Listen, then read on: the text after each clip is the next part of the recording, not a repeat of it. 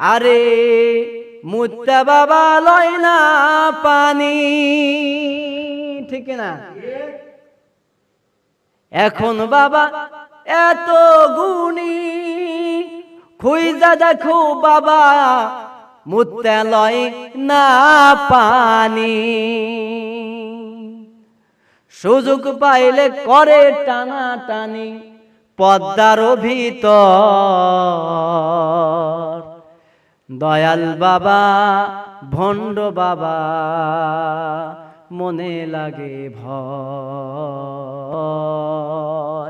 ফেরেশতারা গুরজু মারবে কবরের ভিতর। কোথায় মারব? বাবাগিরি ভণ্ডগিরি ছুটবো যখন কিয়ামতের কঠিন ওই বিভীষিকা যখন শুরু হয়ে যাবে, তখন বুঝবে কার কয়দিন। আল্লাহ আল্লাহ আল্লাহু আকবার, আল্লাহু কবীরা, আল্লাহু আকবার আল্লাহু কবীরা, সুবহানাল্লাহি বুকরাতাও ওয়াসিলা। কয় আল্লাহর মহাব্বত, নবীর মহাব্বত রাখতে হবে। কিন্তু আমরা নবীর মহাব্বত খুঁজি কোথায়? ওই যে ভণ্ড বাবার মাজারে গিয়া। কয় যেখানে নবী নাই, আল্লাহ নাই, যেখানে শয়তান শুয়ে থাকে সেখানে নাকি আল্লাহ পাওয়া যায়, ঠিক কিনা? এখন জানেন কিনা আপনারা, কিছুদিন পূর্বে দেওয়ানবাগের মাজার পুড়িয়ে দিছে, ঠিক কিনা? কাজটা ভালো হয়েছে না মন্দ হয়েছে? এ জোরে কোন। আমরা কি মন্দির পড়ছি, প্যাগোডা মুড়ছি, খ্রিস্টানদের ধর্ম উপাসনায় আমরা কি কোনো আঘাত করেছি?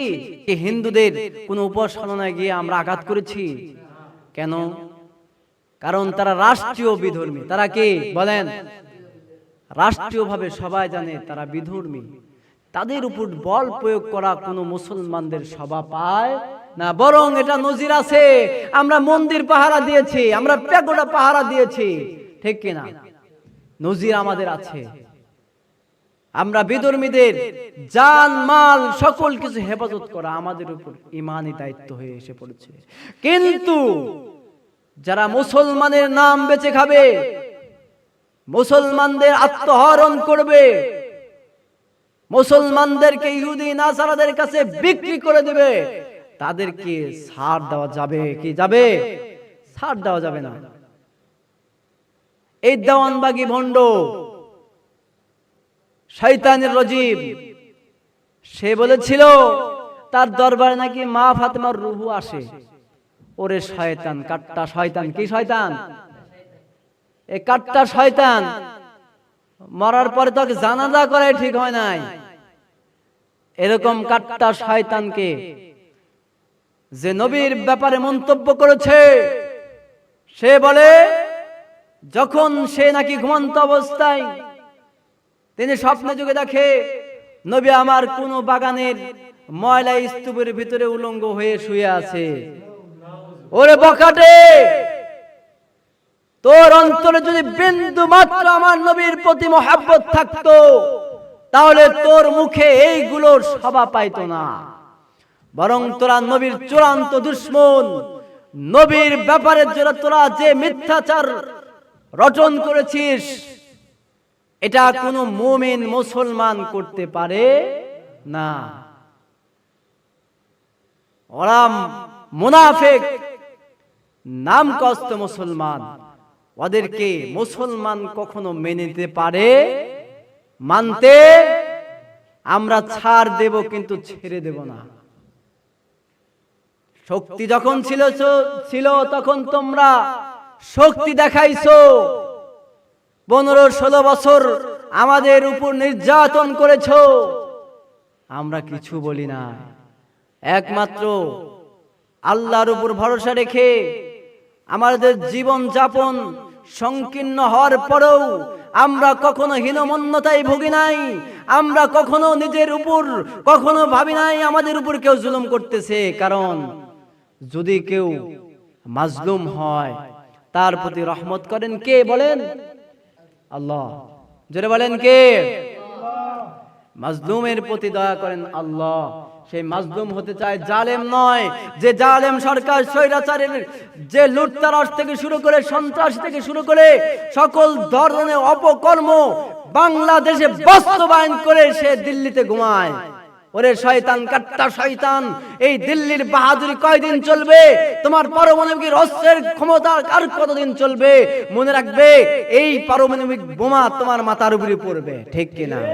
বাহাদুরি দেখাও, বাহাদুরি দেখাও, বোরকা নিয়ে কথা বলো, বোরকা নিয়ে পালাও, ঠিক কিনা? সবচেয়ে আমি যে বিষয়টা নিয়ে আমি খুবই আনন্দিত, আপ্লুত, সেটা হলো যে যারা এই ইসলামকে নিয়ে কটাক্ষ করে তাদের ভিতরে ইসলাম প্রকাশ পাইছে কোন সময়? ভাই বলেন, কোন সময় পাইছেন? মরণের সময়। কোন সময়? মরণের সময় ইসলাম জাগ্রত হয়ে গেছে। দেখেন নাই শেখ হাসিনার প্রধান উপদেষ্টা কি করছে? আজব, দাড়ি ছিল, দাড়িটাকে কেটে ফেলছে। আবার অন্যদিকে বিচারপতি কালা মালিক চান, কি চান? চান্দু সালা যখন ক্ষমতা ছিল, ও রাজাকার, ও রাজাকার, ও রাজাকার, অথচ তলে না খোঁজ দেখা গেল ও রাজাকারের কি সন্তান।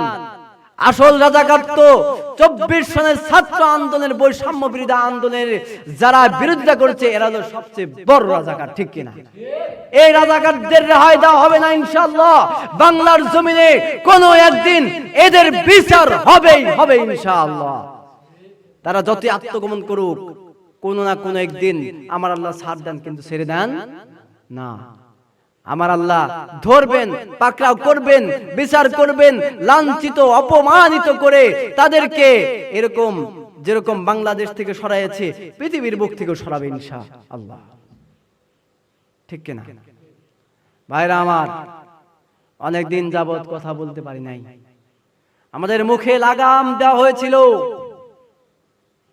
আমরা কথা বললে আমাদের উপর জুলুম করা হয়েছিল, অত্যাচারিত হয়েছিলাম, মাজলুম হয়েছিলাম। জবান থাকতেও জবানের প্রচার করতে পারি নাই, কোরআনের কথা বলতে পারি নাই। আজকে কোরআনের কথা বলে যাচ্ছি। এই মাহফিলের মাধ্যমে আমি গোটা বিশ্বকে জানিয়ে দিতে চাই, যতক্ষণ পর্যন্ত কোরআন মানুষের সংবিধান না হবে, ততক্ষণ পর্যন্ত এই সমাজে, এই রাষ্ট্রে, পৃথিবীতে শান্তি, প্রকৃত শান্তি কেউ উপভোগ করতে পারবে না। মানব রচিত সংবিধান যতক্ষণ পর্যন্ত মূলোৎপাটন না করা হবে, ততক্ষণ পর্যন্ত পৃথিবীতে শান্তি আসবে না। তবে শান্তির নামে বেশান্তি, অশান্তি সমাজের ভিতরে বিরাজমান করবে, ঠিক কিনা? স্ট্রাগল করতে হবে, সংগ্রাম করতে হবে, প্রতিবাদ করতে হবে। সমাজ থেকে শুরু করে রাষ্ট্রীয় পর্যায় পর্যন্ত প্রত্যেকটা ক্ষেত্রে আমাদেরকে আমাদের সংগ্রামী চেতনাকে লালন করতে হবে, ঠিক কিনা? এই সান্ত্বনা, শান্তির আহ্বান আমার নবী 1500 বছর আগেই কিন্তু দিয়ে গেছেন, কিন্তু আজ আমরা সেটাকে উপেক্ষা করছি। শান্তির পয়গাম হাদিসের ভিতরে, কোরআনের ভিতরে কত সুন্দর সুন্দর করে বলা আছে, কিন্তু আমরা সে হাদিস কোরআনকে বাদ দিয়ে আজ ভণ্ডদের আস্তানায় গিয়ে পড়ে থাকি। হাদিসের ভিতরে আসছে, উসা কবর যেখানে থাকবে সেটাকে ধূলিসাৎ করে দিবে, মিশিয়ে ফেলবে। ও আলী, তুমি যেখানে তুমি উসা কবর দেখবে সেটাকেই তুমি নিশ্চিহ্ন করে দিবে, সমতল করে ফেলবে। কোন উঁচু কবর থাকা যাবে না। তবে এতটুকু উঁচু কবর রাখতে হবে যেটা চিহ্ন থাকে যে এখানে কবর আছে, এটাকে সম্মান করা যাবে। কবর জিয়ারত করা জায়েজ, তবে কবরকে পূজা করা জায়েজ নয়। যারা বলতেছে বাংলার আগে, বাংলাদেশের আগেও এই মাজারগুলো ছিল, আমি তাদেরকে বলতে চাই, যাদের মাজার ছিল তারা হক্কানি ছিল। কিন্তু তোমরা এখন যারা বর্তমান যারা মাজার সৃষ্টি করতেছো, তারা কিভাবে বলতে পারো যে বাংলার সৃষ্টির আগে, বাংলাদেশ হওয়ার আগে তারা এরকম দরবেশ বুজুর্গ ছিল, সেই যুক্তিকতায় যদি আসে, তাহলে বর্তমান আমাকে একটা বুজুর্গ দেখাও, একটা মাজার দেখাও, বর্তমান যে ওলিগুলা মরতেছে আমাকে দেখাও যে ওলির সার্টিফিকেট আছে।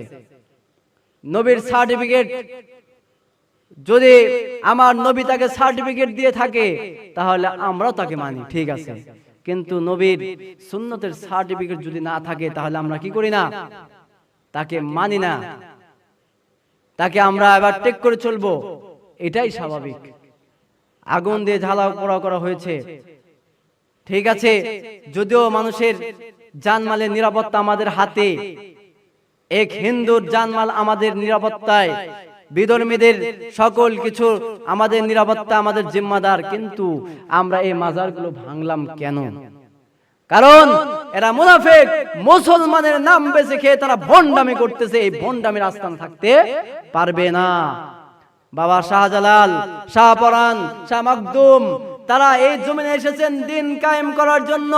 তারা কখনো বলে যাননি যে আমার কবর তোমরা বানাবে, এই কবরকে তোমরা পূজা করবে, এটা তো বলে যাননি। তবে আমি আমার বাস্তবতা, আমার জীবনের বাস্তবতাকে বলতেছি, সেটা হলো আমি শাহজালাল, বাবা শাহজালালের আমি সেই কবর জিয়ারত করার জন্য আমি গিয়েছিলাম। সেখানে এক ভণ্ডের সাথে আমার সাক্ষাৎ হয়। দেখে মানুষ ভণ্ড হলে কত ধরনের ভণ্ড হয়, তার একটা দৃষ্টান্ত আমি আপনাদেরকে দিয়ে যাব আর কি। এই ভণ্ড হঠাৎ করে বলতেছে আমাদেরকে দেখে, এই আবু জাহেল, আবু জাহেল আছে, আবু জাহেল, আবু জাহেল, ভাষা দেখছেন ওদের, আমাদেরকে দেখে বলতেছে আমরা নাকি আবু জাহেল। কে আবু জাহেল? আমি বললাম চাচা আপনি আমাদেরকে আবু জাহেল বললেন কে? কয় তোমরা নবীর সুন্নত মানো না। কইলাম কিভাবে? আপনি কিভাবে সুন্নত মানে আমাদেরকে বুঝান, আপনি এত সুন্নতওয়ালা হয়ে গেছেন, আমাকে বুঝান। বলতেছে দেখ বেটা দেখ, টেস্টকে একটা মারলো, এই ভ্যাকসিন আর 34টা দাঁত সব দেখা যাইতেছে। দেখে যে আক্কেল দাঁত 36টা হয়, তার দুইটা সামনে নাই, সামনে দুই দাঁত নাই। এবার দেখা যাচ্ছে, এবার দেখা বলতেছে যে নবীর প্রেমে পড়া দুইটা দাঁত ভাঙছি। কয়টা দাঁত ভাঙছি? আমি চাচা দুইটা কে? তোমার দাঁত যদি সব ভাঙে ফেলো, তারপরে তুমি নবীর আশেক নও। তুমি নবীর সুন্নতকে আবার টেক করে নবীর দুশমন হয়ে গেছো। নবীর সুন্নত এটা ছিল না। নবীর দাঁত ভাঙছে খন্দকের ময়দানে যুদ্ধ করে, আর তুমি ইচ্ছা করে দাঁত দুধ ভেঙে ফেলবা, এটা কোন ধরনের সুন্নত? নবী ইচ্ছা করে হাত কাটছে, আমাকে দেখাও কোন বিধানে, কোন হাদিসে আছে দেখাও। নবী ইচ্ছা করে আঘাতপ্রাপ্ত হয়েছেন, আমাকে দেখাও। অথচ হাদিসের ভিতরে আসছে যে কোন মুমিন বান্দা তার শরীরে কারণ ছাড়া আঘাত করতে পারে না, ইমানদার হওয়া যায় না। এরকম ভাবে ইমানদার হওয়া যায় না। আমাদের এই ভণ্ড বাবাদের আস্তানাগুলো ঘুরিয়ে দিতে হবে। আমাদের সিরাজগঞ্জের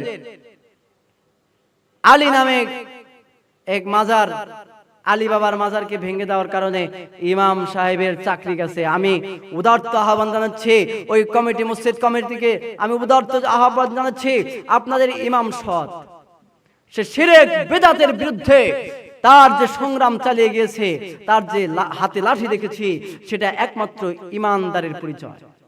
আপনারা সঠিক ইমাম পেয়েছেন, ইমামকে আবার ইমামতির জায়গায় তাকে চাকরি নিযুক্ত করুন, তাকে অব্যাহতি দেবেন না। এটা আপনাদের জন্য ধ্বংসের কারণ হতে পারে, ঠিক কিনা?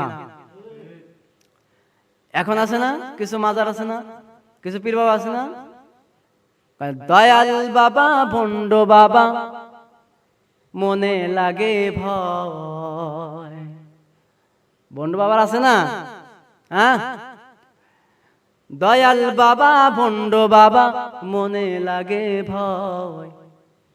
ফেরেশতারা গুরজো মারবে কবরের ভিতর, বাবারে ফেরেশতারা গুরজো মারবে কোথায়? কবরের ভিতরে। এখন তুমি বাবা বাবা করতেছো, এই বাবা ঠিক করো কোনে?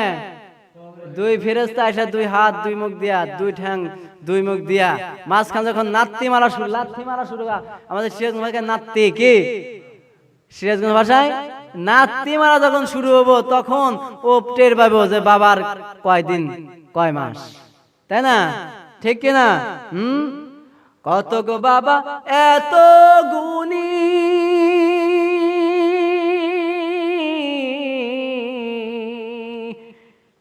আরে মুত্তা বাবা লয় না পানি, ঠিক না? এখন বাবা এত গুণী, খুঁজা দেখো বাবা মুত্তা লয় না পানি, সুযোগ পাইলে করে টানা টানি পদ্মার ভিতর, দয়াল বাবা ভণ্ড বাবা মনে লাগে ভয়, ফেরেশতারা গুরজো মারবে কবরের ভিতর। কোথায় মারব? বাবাগিরি ভণ্ডগিরি ছুটবো যখন কিয়ামতের কঠিন ওই বিভীষিকা যখন শুরু হয়ে যাবে তখন বুঝবে কার কয়দিন। যাই হোক, বলতেছিলাম ভাই দোস্ত বুজুর্গ, এটা হচ্ছে রবিউল আউয়াল মাস, ঠিক কিনা? রবিউল আউয়াল মাস নবীর প্রেমের মাস, নবীর জন্মের মাস। এই দিনে যদি আমরা আমাদের নবীর ভালোবাসা প্রকাশ করতে পারি, বলতেছিলাম নবীর সুরত দেখে সাওবান রাদিয়াল্লাহু তাআলা আনহু পাগল হয়ে গিয়েছিলেন। এখন আসুন নবীর সিরাত কি নিয়ে। নবীর সিরাত কেমন ছিল, নবীর আদর্শ কেমন ছিল, নবীর আদর্শ যদি কেউ মানতে পারে আল্লাহ রাব্বুল আলামিন তাকে দুনিয়াতে সম্মান দান করবেন। কয় যে ব্যক্তি নবীর উপর দরুদ শরীফ পাঠ করবে আল্লাহ রাব্বুল আলামিন তাকে তার প্রতি 10টা রহমত নাজিল করবেন। আমার আল্লাহ বলেন আমার নবীর উপর যদি কেউ দরুদ পড়ে তার জীবনের 10টা গুনাহ মাফ করে দেওয়া হয়, তার জীবনের 10টা গুনাহ মাফ করা হয়, সাথে সাথে 10টা নেকি তার আমলনামায় লিপিবদ্ধ করা হয়। ফেরেশতারা তার জন্য দোয়া করতে থাকে, ফেরেশতারা ওই দরুদ শরীফ আমার নবীর কাছে পৌঁছাইয়া দেয়, আমার নবী তার জন্য দোয়া করে, আমার নবীর দোয়া আল্লাহ তাআলা কবুল করে নেন, ঠিক কিনা? দরুদের আজমত আমাদের অন্তরে থাকতে হবে ভাই। এই অন্তরে যদি নবীর দরুদের মহব্বত রাখতে পারি আপনার সম্মান 10 গুণ বাড়াইয়া দিবেন কে? জোরে বলেন কে? কে? আল্লাহ আপনার সম্মানকে দুনিয়ার বুকে তরাম্বিত করে দিবেন। আমার আল্লাহ নিজেই বলেছেন আমি নিজেও কিন্তু নবীর উপর দরুদ পড়ি, আল্লাহ নিজেও কিন্তু সালামুন আলাইকা বলে সম্বোধন করেছেন। আমার নবীকে আরো বলেছেন ওয়ামা আরসালনাকা ইল্লা রাহমাতাল লিল আলামিন। আমার আল্লাহ কোরআনের ভিতরে স্পষ্ট বলেছেন ওগো নবী আপনাকে দুনিয়ার বুকে পাঠাইছি রহমত হিসাবে। রহমত হিসাবে নবী আসছেন, ওই রহমাতাল লিল আলামিনকে কত মানুষ কতভাবে যন্ত্রণা দিয়েছে, আঘাত দিয়েছে। মক্কার কাফেরা কুরাইশের কাফেরা বোঝে না, দীর্ঘ 40টা 50টা বছর তারা মক্কার ভিতরে এত নির্যাতন করছে। ওই যে তায়েফের ময়দানে নবীর মাথার রক্ত পা মোবারক দিয়ে জমিন ভিজা গেছে। অপরদিকে মদিনা, মক্কা থেকে মদিনায় যখন হিজরত করছে আমার আল্লাহ মদিনায় ওই ইসলামটাকে জাগ্রত করে দিয়েছে। ওই মদিনার সাহাবী আনসারী সাহাবীরা কতদিন কত কাল পর্যন্ত আমার নবীর অপেক্ষায় ছিল। তারা আমার নবীকে দেখে আহলান সাহালান মারহাবান তয়্যিবান স্বাগতম মুবারক হোক ইয়া রাসূলুল্লাহ ইয়া হাবিবাল্লাহ তিনি এরকম ভাবে যখন মদিনায় প্রবেশ করেছেন, মদিনার ইহুদিরা সঙ্গে সঙ্গে মুসলমান হয়ে গেছেন। নবীর প্রসারিত যেগুলো যে দিনটা ছিল গোপনে, সেই দিনটা প্রসার শুরু হয়ে গেল। অল্প কিছুদিনের ভিতরে আল্লাহর নবী সারা বিশ্বময় মুসলমানদের আধিপত্য সৃষ্টি করেছেন, মুসলমানদের ক্ষমতা সারা বিশ্বময় করেছেন, ঠিক কিনা? আবার যখন মক্কা বিজয় করলেন, 1.5 লক্ষ সাহাবী নিয়ে মক্কা ঘোরা করলেন, মক্কাকে বিজয় করলেন। মক্কা বিজয় করার পরে আমার নবী রাহমাতাল লিল আলামিন সরকারে দো আলম, তিনি সবাইকে সাধারণ ক্ষমা ঘোষণা করেছিলেন কিনা? এটা কিসের লক্ষণ? মানবতার লক্ষণ। আমরা মানবতার মুমিন বান্দা, মুসলমান বান্দা, আমাদের মানবতার, আমাদের সোসাইটির আমাদের একটা অধ্যায় আছে, আমরা এটাকে বিশ্বাস করি। আমরা সামাজিক জীব, সমাজের প্রতিটা মানুষের প্রতি আমাদের সেবামূলক কাজ অত্যাবশ্যক করণীয়। আমরা মানুষের খেদমত করতে চাই, আমরা মানুষের সেবা করতে চাই, সেটা সামাজিক হোক, রাষ্ট্রীয়ভাবে হোক, পারিবারিক হোক, ব্যক্তিগত হোক, সকল ক্ষেত্রে আমরা ইসলামের যে আদর্শ, এই সুন্দর আদর্শকে বাস্তবায়ন করার ক্ষেত্রে পরিবার থেকে রাষ্ট্র পর্যন্ত আমরা প্রত্যেকটা সেক্টরে আমরা সেটাকে বাস্তবায়ন করতে চাই। এই বাস্তবায়ন করার লক্ষ্যে আমরা আমাদের লক্ষ্যকে, উদ্দেশ্যকে স্থির করতে হবে গো বাবা। যদি আমাদের এই লক্ষ্য স্থির, যদি আমাদের লক্ষ্য উদ্দেশ্য স্থির না হয়, তাহলে আমাদের উপরে আযাব ও গজব আসতে পারে। আযাব গজব আসবে, আযাব গজব আসবে। তখন তোমরা কি করবা? আমার আল্লাহ সেই ইনস্ট্রাকশন কিন্তু কোরআনের ভিতরে দিয়েছেন। এই মর্মে একটা সূরা নাজিল করেছেন, ওয়াল আসর। আসর সূরাটা কিন্তু আল্লাহ কসম খেয়ে বলেছেন, ইন্নাল ইনসানা লাফি খুসর, পৃথিবীর সকল মানুষ ক্ষতিগ্রস্তের ভিতরে আছে, ইল্লাল্লাযীনা আমানু ওয়া আমিলুস সালিহাত। কিন্তু ক্ষতিগ্রস্তের ভিতরে নয়, কিন্তু ধ্বংসের মধ্যে নয়। ওই ব্যক্তি কারা কারা? কয় যারা আমানু, আমার আল্লাহর উপর, আমার নবীর উপর ঈমান এনেছে, ওয়া আমলে সালেহা করেছে, ওয়া তাওয়াসাউ বিল হাক্কি ওয়া তাওয়াসাউ বিস সাবর। কয় এই ঈমান এবং আমলের উপর অটুট থাকার জন্য বা অটুট থাকার কারণে যে তার উপর নির্যাতন করা হয়েছিল, তার উপর জুলুম করা হয়েছিল, তখন সে সবরে জামিল ইখতিয়ার করেছে, ওয়া তাওয়াসাউ বিল হাক্কি ওয়া তাওয়াসাউ বিস সাবর। হকের উপর থাকার কারণে তার উপর জুলুম করা হবে,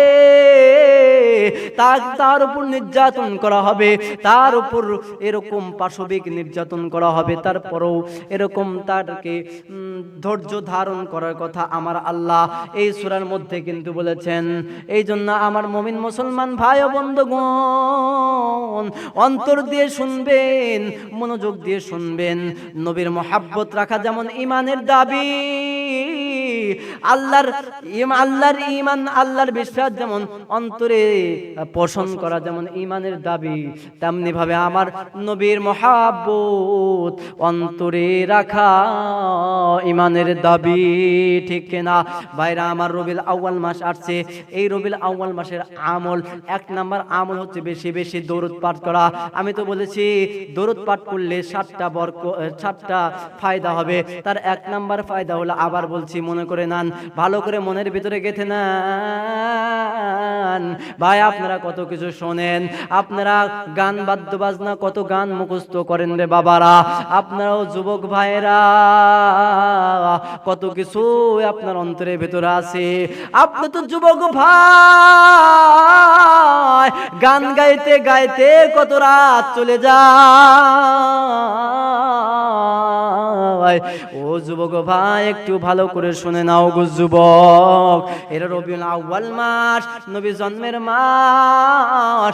এই মাসে যদি বেশি বেশি দরুদ শরীফ পাঠ করতে পারো গো যুবক ভাই, তাহলে তোমার ব্যাপারে আল্লাহ রাব্বুল আলামিন 7টা প্রতিশ্রুতি দিয়েছেন। যার একটা প্রতিশ্রুতি হলো তোমার জীবনের 10টি গুনাহকে মার্জনা করে দেওয়া হবে এবং 10টি সওয়াব তোমার আমলনামায় লিপিবদ্ধ করা হবে।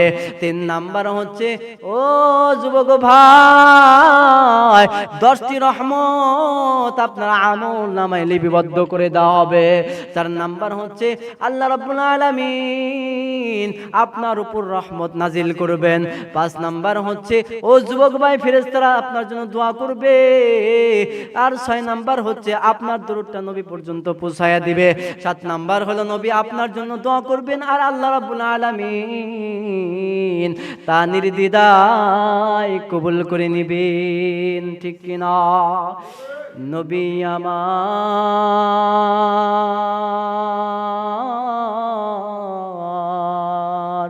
মনের বাতি, অন্ধকার কবরের সাথী। ঠিক কিনা? নবীর মোহাব্বত যদি না থাকে তোর দিলে, দুনিয়া আখিরাত শান্তি নাহি তোর কপালে মেলে। ঠিক কিনা? শান্তি আসবে ভাই কিভাবে? নবী বলেছেন চলবে সেভাবে। ঠিক কিনা? নবীর আদর্শ ছাড়া অন্য কোনো আদর্শ, অন্য কোনো ক্যারেক্টারের মাধ্যমে কোনো সময় জাতিকে সংশোধন করা যাবে না। কোরআনের ভিতরে অনেক জায়গায় কিন্তু বলে আছে ওয়াতাসিমু, এরকম আয়াত আছে ওয়াতাসিমু হাবলিল্লাহি জামিআন ওয়া লা তাফাররাকু। ও ইমানদাররা, তোমরা এক থাকবে, বিভেদ হবে না, তোমাদের বিচ্ছেদ হবে না। Unity is the power, supreme power is the big best power. এই সুপ্রিম পাওয়ার যদি অর্জন করতে হয় তাহলে আমাদের ভিতরে একতা থাকতে হবে, সমতা থাকতে হবে, দলাদলি থাকা যাবে না, ভেদাভেদ থাকা যাবে না, সকল দল এক জায়গায় হতে হবে। আওয়ামী লীগ কি, বিএনপি কি, ও ভাই জামাত কি ভাই, আরো 14 দল আছে, খেলাফতে মজলিস কোন, আর যে দলই কোন না কেন, ইসলামী আন্দোলন, ও ভাইরা, ও যুবকরা, ও বাবাজিরা, সবাই বুকের সাথে বুক মিলাও আর আল্লাহর দিন কায়েমের জন্য আমাদের দেশের ভিতরে তোমরা সংঘবদ্ধ ভাবে আয়োজনে নেমে যাও।